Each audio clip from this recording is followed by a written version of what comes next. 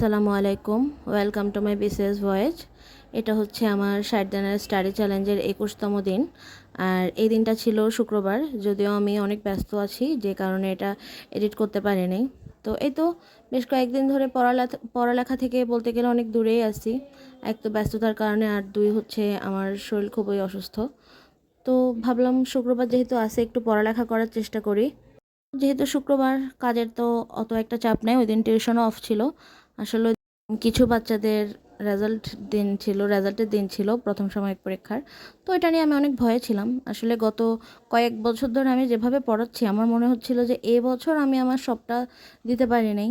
আর মনে হচ্ছিল যে আমি অনেক খারাপ পড়াইছি, হয়তো রেজাল্ট অনেক খারাপ হবে, আমার মনে অনেক ভয় ছিল। কিন্তু না, যতটা ভয় পাচ্ছিলাম ততটা না। বাচ্চারা ভালো রেজাল্ট করছে প্রথম সাময়িক পরীক্ষায়। তো এটাই শান্তি। হ্যাঁ, কয়েকজন খারাপও করছে, ওদের দিকে আরও বেশি নজর দেব। আসলে সব বাচ্চার রেজাল্ট তো ভালো হবে না, দেখা যাচ্ছে একই ক্লাসের একই বাচ্চা, একজন ফার্স্ট হচ্ছে, একজন কিছু খারাপ করতেছে। তো এরকমই। এই তো ওই দিন দুপুরবেলা খাবার খাওয়ার পরে ভাবলাম যে একটু বাইরে যাই, কারণ নর্মালি তো আমার এত ঘোরাঘুরি বা কোথাও বেড়াতে যাওয়া বা ঘুরতে যাওয়া এরকম একটা হয় না। তো এই কারণে ওই দিন ভাবলাম, তো ঠিক আছে আজকে যেহেতু টাইম আছে আমি একটু বাইরে যাই। তো প্রথমে গেলাম শপিংয়ে, যে নিজের জন্য দুটো ড্রেস কিনলাম। আসলে কিনলাম না, আমাকে গিফট করছিল একজন। ওই দিন আমার একটা স্পেশাল দিন ছিল। তো এই তো আমি চুজ করলাম আমার জন্য দুটো থ্রি পিস। তারপরে বাইরে ঘুরতে গেলাম, একটা রেস্টুরেন্টে গেলাম খেতে। ওখান থেকে খাওয়া দাওয়া করে তারপর আবার বেস্ট বাইয়ের একটা দোকানে গেলাম। এমনি ঢুকতে ভালো লাগে আমার বেস্ট বাইয়ের দোকানে, কিছু কেনাকাটা করলাম। এরপরে বাসায় আসতে আসতে ভালোই রাত হয়েছিল। তো বাসায় এসে ক্লান্ত লাগতেছিল, তাও ভাবলাম যে না, দিনটাকে ক্লোজ করে একটু পড়ালেখা দিয়ে ঘোরাঘুরি করলাম তো কি হয়েছে। আসলে এমন লাগার কথা যে মনে হচ্ছে যে হ্যাঁ, শুক্রবার দিন একদিন আমি বাসায় আছি, কেন ঘুরতে গেলাম বা কোথাও গেলাম শপিং করে কেন টাইম নষ্ট করলাম। আসলে মাঝে মধ্যে দরকার হয়, কারণ যে অবস্থায় আমি আছি এখন, আসলে নতুন স্কুল নিয়েই একটু টেনশনে আছি। কেমন যেন আমি ওখানে অ্যাডজাস্ট করতে পারতেছি না, বা আমার এখন ওইভাবে আসেনি। আগের স্কুলে জব করতাম যখন, তখন আমার এত টায়ার্ড ফিল হতো না।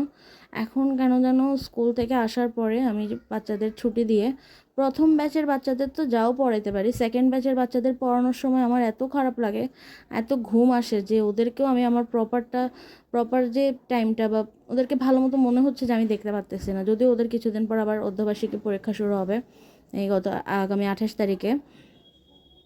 তো এটা নিয়ে কেমন যেন ফিল হচ্ছে। ওরা দেখা যায় যে ওরা চলে যাওয়ার পরে আমি না চাইতেও কীভাবে যে ঘুমাই যায়। আর আমার আম্মুকে বলেও রাখি যে আমি যদি ঘুমাই যাই আমাকে ডাকবা। আমাকে নাকি ডাকে, কিন্তু আমি হাজার ডাকলেও টের পাই না। ঘুম ভাঙে 9টা 10টা বাজে, তখন ওটা খারাপ লাগে। তো বুঝতে পারতেছি না এটা কিসের জন্য হচ্ছে।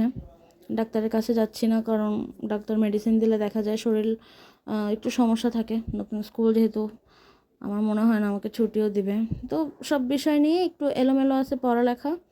আর গতকালকে আমি কর্মসংস্থান ব্যাংকে অ্যাপ্লাই করছি, খালি খালি করছি। আমার স্কুলের একটা কলিগ, উনি আমাকে নিয়ে গেছিলো, ম্যাম অ্যাপ্লাই করেন, জোর করে অ্যাপ্লাই করা। যদিও এখনও টাকা পেমেন্ট হয়নি, জানি না, বুঝতে পারতেছি না। পরীক্ষা দেওয়ারও ওইটার এত ইচ্ছা নেই। আমি, আমার ছোটো বোন আর আমার কলিগ অ্যাপ্লাই করলাম।